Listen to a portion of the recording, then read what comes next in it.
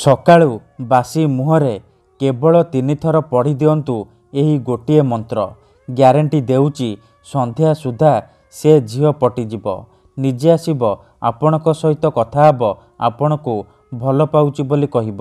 ଆଜ୍ଞା ହଁ, ଆଜିର ଏହି ଭିଡ଼ିଓଟିରେ ମୁଁ ଆପଣଙ୍କୁ ଶିଖେଇବି ଝିଅ ପଟେଇବା ପାଇଁ ବଶୀକରଣ। ଏହି ବଶୀକରଣକୁ କରିବା ମାତ୍ରେ ସେ ଝିଅ ଆପଣଙ୍କ ପ୍ରେମରେ ଏମିତି ଦିବାନୀ ହେଇଯିବ କି ଆପଣଙ୍କୁ ନ ଦେଖି ଗୋଟେ ମୁହୂର୍ତ୍ତ ବି ରହିପାରିବନି। କେବଳ ଆପଣଙ୍କୁ ସକାଳୁ ଉଠିବା ମାତ୍ରେ ବାସି ମୁହଁରେ କେବଳ 3 ଥର ଏହି ମନ୍ତ୍ରକୁ ପଢ଼ିବାର ଅଛି। ତାପରେ ଦେଖିବେ ଚମତ୍କାର। ଗ୍ୟାରେଣ୍ଟି ଦେଉଛି ଯେଉଁ ଝିଅ ପଟୁନଥିଲା ସେ ଝିଅ ଦିବାନୀ ହେଇଯିବ। ନିଜେ ଆସିବ, ଆପଣଙ୍କ ସହିତ କଥା ହେବ, ଆପଣଙ୍କୁ ଭଲ ପାଉଛି ବୋଲି କହିବ। ହଁ ଫ୍ରେଣ୍ଡସ୍, ଯଦି ଆପଣ କେଉଁ ଝିଅକୁ ମନେ ମନେ ଭଲ ପାଉଛନ୍ତି, ତାର ସୁନ୍ଦରତାକୁ ଦେଖି ତା ଆଡ଼କୁ ଆକର୍ଷିତ ହେଉଛନ୍ତି, ତାକୁ ପଟେଇବାକୁ ଚାହୁଁଛନ୍ତି, କିନ୍ତୁ ଯେତେ ଚେଷ୍ଟା କଲେ ମଧ୍ୟ ତାକୁ ପଟେଇ ପାରୁନାହାନ୍ତି, ତାକୁ ନିଜର ମନ କଥା କହିବାକୁ ଡରୁଛନ୍ତି, ଆଉ ଆପଣ ଚାହୁଁଛନ୍ତି କି ସେ ଝିଅ ନିଜେ ଆସି ଆପଣଙ୍କୁ ଭଲ ପାଉଛି ବୋଲି କହୁ, ତେବେ ଆଜିର ଏହି ଭିଡ଼ିଓଟି ଆପଣଙ୍କର ଇଚ୍ଛାକୁ ପୂରଣ କରିବ, ଆପଣଙ୍କର କାମରେ ଆସିବ। କାହିଁକି ନା ଆଜିର ଏହି ଭିଡ଼ିଓଟିରେ ମୁଁ ଆପଣଙ୍କୁ ଶିଖେଇବି ଏମିତି ଏକ ମହାଶକ୍ତିଶାଳୀ ବଶୀକରଣ ମନ୍ତ୍ର। ଏହି ବଶୀକରଣ ମନ୍ତ୍ରକୁ ଯଦି ଆପଣ ସକାଳୁ ବାସି ମୁହଁରେ ପଢ଼ିଦେବେ, ଗ୍ୟାରେଣ୍ଟି ଦେଉଛି ସେ ଝିଅ ହେଉ ବା ପଡ଼ିଶା ଘର ଭାଉଜ ଆପଣଙ୍କର ବଶରେ ହୋଇଯିବ। ପାଗଳି ପରି ଆପଣଙ୍କର ବଶରେ ହୋଇଯିବ।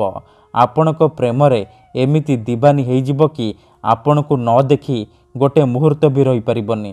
ନମସ୍କାର ଫ୍ରେଣ୍ଡସ୍, ଓଡ଼ିଆ ଫଣ୍ଡା ଚ୍ୟାନେଲକୁ ଆପଣମାନଙ୍କୁ ସ୍ୱାଗତ। ଆଜିର ଏହି ବଶୀକରଣ ଦୁନିଆର ସବୁଠାରୁ ସହଜ କିନ୍ତୁ ମହାଶକ୍ତିଶାଳୀ ବଶୀକରଣ।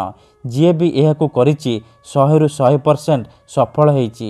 ବର୍ଷ ବର୍ଷ ଧରି ଭାଙ୍ଗି ଯାଇଥିବା ପୁରୁଣା ପ୍ରେମକୁ ମଧ୍ୟ ଫେରାଇ ଆଣିପାରିଛି। ଶାଶୁ, ନଣନ୍ଦ, ଦିଅର, ଭାଉଜ କାହାକୁ ବି ନିଜ ବଶରେ କରି ତାଠାରୁ ନିଜର ମନ ମୁତାବକ କାମ ହାସଲ କରିପାରିଛି।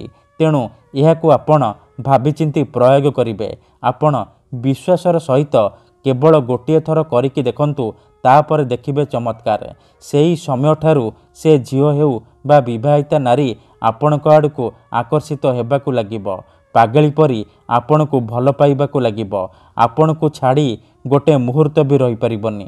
ତେବେ ଏହି ବଶୀକରଣ ବିଧିକୁ ଆପଣ କିପରି କରିବେ, କେମିତି କରିବେ, ଏହାର ପ୍ରୟୋଗ ବିଧି କ'ଣ, ମୁଁ ଆପଣଙ୍କୁ ବତେଇବି। ସମ୍ପୂର୍ଣ୍ଣ ପ୍ରୟୋଗ ବିଧି ଠିକ୍ ଭାବରେ ଶିଖେଇବି। ଜାଣିବା ପାଇଁ ମୋର ଆପଣମାନଙ୍କୁ ଅନୁରୋଧ କି ଆପଣ ଭିଡ଼ିଓଟିକୁ ମୂଳରୁ ଶେଷ ପର୍ଯ୍ୟନ୍ତ ପୁରା ଧ୍ୟାନ ସହିତ ଦେଖିବେ। ତେବେ ଯାଇକି ଆପଣ ସମ୍ପୂର୍ଣ୍ଣ ପ୍ରୟୋଗ ବିଧି ଜାଣିପାରିବେ। ଅଧାରୁ ଛାଡ଼ିକି ପଳେଇଲେ କିମ୍ବା କାଟି କାଟି ଦେଖିଲେ ଆପଣ କିଛି ବି ବୁଝିପାରିବେନି। ପରେ କମେଣ୍ଟ କରିବେ, ଗୁରୁଜୀ ଆପଣଙ୍କର ବଶୀକରଣ ମନ୍ତ୍ର କାମ କରୁନି। ଦେଖନ୍ତୁ, ବଶୀକରଣ ବିଧି ଜାଣିବା ପୂର୍ବରୁ, ପ୍ରୟୋଗ ବିଧି ଶିଖିବା ପୂର୍ବରୁ ମୋର ଗୋଟିଏ ଛୋଟିଆ ଅନୁରୋଧ ଶୁଣି ନିଅନ୍ତୁ। ଠିକ୍ ଅଛି? ଯେଉଁପରି ଆପଣ ଭଗବାନଙ୍କୁ ମାନୁଛନ୍ତି, ଭଗବାନଙ୍କ ଉପରେ ବିଶ୍ୱାସ ରଖିଛନ୍ତି, ନିଜର ସବୁ ଦୁଃଖ କଷ୍ଟ ଅସୁବିଧା ଭଗବାନଙ୍କୁ ଜଣାଉଛନ୍ତି, ଯଦି ସେ ଅସୁବିଧାର ସମାଧାନ ନ ହେଲା ତାର ମାନେ ନୁହେଁ କି ଭଗବାନ ନାହାନ୍ତି। ସେହିପରି ତନ୍ତ୍ର ମନ୍ତ୍ର ହୁଏ, ବଶୀକରଣ କାମ କରେ, କିନ୍ତୁ ଏହାକୁ ଆପଣଙ୍କୁ ସିଦ୍ଧ କରିବାକୁ ପଡ଼ିବ। ପ୍ରୟୋଗ ବିଧିକୁ ଠିକ୍ ଭାବରେ କରିବାକୁ ପଡ଼ିବ। ମନ୍ତ୍ର ଠିକ୍ ସେ ପଢ଼ିବାକୁ ପଡ଼ିବ। ତେବେ ଯାଇ ମୁଁ ଆପଣଙ୍କୁ ଗ୍ୟାରେଣ୍ଟି ଦେଉଛି ଆପଣ ଯେଉଁ ଝିଅ ବା ନାରୀକୁ ପଟେଇବାକୁ ଚାହୁଁଛନ୍ତି, ତାକୁ 100ରୁ 100% ପଟେଇ ପାରିବେ। ତାକୁ ନିଜ ପ୍ରେମରେ ଦିବାନୀ କରି ତାଠାରୁ ନିଜର ମନ ମୁତାବକ କାମ ହାସଲ କରିପାରିବେ। ତେବେ ବଶୀକରଣ କରିବା ପୂର୍ବରୁ ବଶୀକରଣ ବିଷୟରେ କିଛି ଜାଣି ରଖନ୍ତୁ। ବଶୀକରଣ କ'ଣ ପାଇଁ କରାଯାଏ? ଯେତେବେଳେ ଆପଣ କାହାକୁ ନିଜଠାରୁ ଅଧିକ ଭଲ ପାଉଛନ୍ତି, ତା ବିନା ବଞ୍ଚିପାରିବେନି ଭାବୁଛନ୍ତି, ସେତେବେଳେ ଆପଣ ବଶୀକରଣ କରିପାରିବେ। କିମ୍ବା ଯଦି ଆପଣ କେଉଁ ଝିଅ ପଛରେ ଗୋଡ଼େଇ ଗୋଡ଼େଇ ଥକିଗଲେଣି, ହେଲେ ସେ ଝିଅ ଆପଣଙ୍କୁ ଭାව ଦେଉନି, ଆପଣଙ୍କୁ ଦେଖିଲେ ଅଣଦେଖା କରୁଛି, ଆପଣଙ୍କୁ ଇଗ୍ନୋର କରୁଛି, ସେତେବେଳେ ଆପଣ ବଶୀକରଣ କରିପାରିବେ। ବଶୀକରଣର ମାନେ ହେଉଛି ନିଜର ଭାବନାକୁ ଅନ୍ୟର ଦିମାଗରେ ପହଞ୍ଚାଇବା, ନିଜର ଭଲ ପାଇବାକୁ ସେ ଝିଅ ବା ନାରୀର ଦିମାଗରେ ପହଞ୍ଚାଇବା। ଠିକ୍ ଅଛି? ସେ ଝିଅ ବା ନାରୀର ଦିମାଗରେ ପହଞ୍ଚାଇବା। ତେଣୁ ମୋର ଆପଣମାନଙ୍କୁ ଅନୁରୋଧ କି ମନରେ କୌଣସି ଖରାପ ଉଦ୍ଦେଶ୍ୟ କିମ୍ବା କୌଣସି ଖରାପ କାମ ପାଇଁ ଆପଣ ଏହି ବଶୀକରଣ ମନ୍ତ୍ରକୁ ପ୍ରୟୋଗ କରିବେନି। କାହିଁକି ନା ଏହି ବଶୀକରଣ ମନ୍ତ୍ର ହେଉଛି ସବୁଠାରୁ ସହଜ, ପ୍ରଚଣ୍ଡ, ମହାଶକ୍ତିଶାଳୀ ବଶୀକରଣ।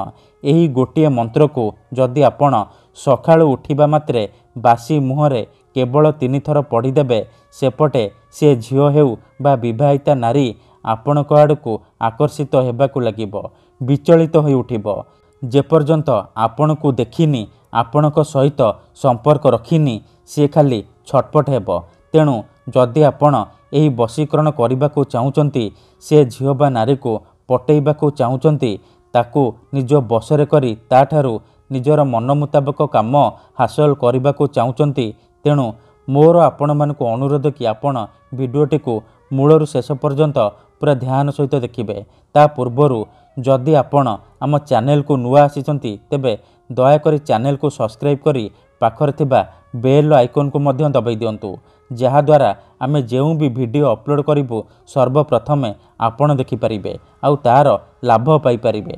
ଠିକ୍ ଅଛି, ତେବେ ମନେ ରଖନ୍ତୁ, ଏହି ବଶୀକରଣ ବିଧିକୁ ଆପଣ କେଉଁ ବି ବାରରେ କରିପାରିବେ, କିନ୍ତୁ ଯେବେ ବି କରିବେ ସକାଳୁ ବାସି ମୁହଁରେ କରିବେ। ବିନା ହାତ ଗୋଡ଼ ମୁହଁ ଧୋଇ ସକାଳୁ ବାସି ମୁହଁରେ କରିବେ। ପ୍ରଥମେ ଆପଣ କ'ଣ କରିବେ, ଯେତେବେଳେ ରାତିରେ ଶୋଇବା ପାଇଁ ଯିବେ, ଗୋଟିଏ ଗ୍ଲାସରେ ଚିନି ପାଣି ଆଣିବେ। ତାପରେ ସେ ପାଣି ଗ୍ଲାସକୁ ନିଜର ସାମ୍ନାରେ ରଖିବେ। ତାପରେ 7 ଥର ସେହି ଝିଅ ବା ସ୍ତ୍ରୀର ନାମ ଉଚ୍ଚାରଣ କରିବେ, ଯାହାକୁ ଆପଣ ପଟେଇବାକୁ ଚାହୁଁଛନ୍ତି। ପ୍ରଥମେ ଆପଣ ତାକୁ ମନେ ମନେ ଭାବିବେ, ତାର ମୁହଁକୁ ନିଜ ମନରେ ଭାବିବେ। ତାପରେ 7 ଥର ସେହି ଝିଅ ବା ସ୍ତ୍ରୀର ନାମ ଉଚ୍ଚାରଣ କରି ଆପଣ ପାଣି ଗ୍ଲାସରେ କେବଳ 3 ଥର ଫୁଙ୍କିଦେବେ। ତାପରେ ସେ ପାଣି ଗ୍ଲାସକୁ ନିଜର ଖଟ ତଳେ ରଖିକି ଶୋଇପଡ଼ିବେ। ଯଦି ଆପଣ ଖଟରେ ଶୋଉନାହାନ୍ତି, ତଳେ ଶୋଉଛନ୍ତି, ତେବେ ଆପଣ ସେ ପାଣି ଗ୍ଲାସକୁ ନିଜର ମୁଣ୍ଡ ପାଖରେ ରଖିକି ଆପଣ ଶୋଇପଡ଼ିବେ। ସକାଳୁ ଉଠିବା ମାତ୍ରେ ବାସି ମୁହଁରେ, ବିନା ହାତ ଗୋଡ଼ ମୁହଁ ଧୋଇକି ବାସି ମୁହଁରେ ଆପଣ ଆଖି ବନ୍ଦ କରିକି ସେହି ଝିଅ ବା ନାରୀକୁ ମନେ ମନେ ଭାବିବେ, ତାର ମୁହଁକୁ ନିଜ ମନରେ ଭାବିବେ। ତାପରେ ଏହି ମନ୍ତ୍ରକୁ କେବଳ 3 ଥର ପଢ଼ିବେ ଆଉ 3 ଢୋକ ପାଣି ଆପଣ ପିଇଦେବେ। ଦେଖନ୍ତୁ, ମନେକର ଆପଣ ଯେଉଁ ଝିଅ ବା ନାରୀକୁ ବଶୀକରଣ କରିବାକୁ ଚାହୁଁଛନ୍ତି, ତାର ନାମ ହେଉଛି ସବିତା, ତେବେ ଆପଣ ମନ୍ତ୍ରକୁ ଏହିପରି ପଢ଼ିବେ, ସବିତା ତୀବ୍ର ବଶୀଭୂତଂ, ସବିତା ତୀବ୍ର ବଶୀଭୂତଂ। ଥରେ ଆପଣ କହିବେ ସବିତା ତୀବ୍ର ବଶୀଭୂତଂ, ଗୋଟିଏ ଢୋକ ପାଣି ପିଇଦେବେ। ଆଉ ଥରେ କହିବେ ସବିତା ତୀବ୍ର ବଶୀଭୂତଂ, ଆଉ ଗୋଟିଏ ଢୋକ ପାଣି ପିଇଦେବେ। ଏହିପରି ଆପଣ 3 ଥର ମନ୍ତ୍ରକୁ କହିବେ, ଲଗାତାର 3 ଥର ମନ୍ତ୍ରକୁ କହିବେ ଆଉ 3 ଢୋକ ପାଣି ପିଇଦେବେ। ଏହିପରି ଆପଣ ଲଗାତାର 3 ଦିନ ପର୍ଯ୍ୟନ୍ତ ସକାଳୁ ଉଠିବା ମାତ୍ରେ ବାସି ମୁହଁରେ କରିବେ। କିନ୍ତୁ ମନେ ରଖନ୍ତୁ, ଏହି ବିଧିକୁ ଆପଣ ଅଧାରୁ ଛାଡ଼ିବେନି। ଲଗାତାର 3 ଦିନ ପର୍ଯ୍ୟନ୍ତ ଏହିପରି ସକାଳୁ ବାସି ମୁହଁରେ ଏହିପରି କରିବେ। ତାପରେ ଦେଖିବେ କିପରି ସେ ଝିଅ ବା ନାରୀ ଆପଣଙ୍କ ଆଡ଼କୁ ଆକର୍ଷିତ ହେବାକୁ ଲାଗିବ। ଧନ୍ୟବାଦ।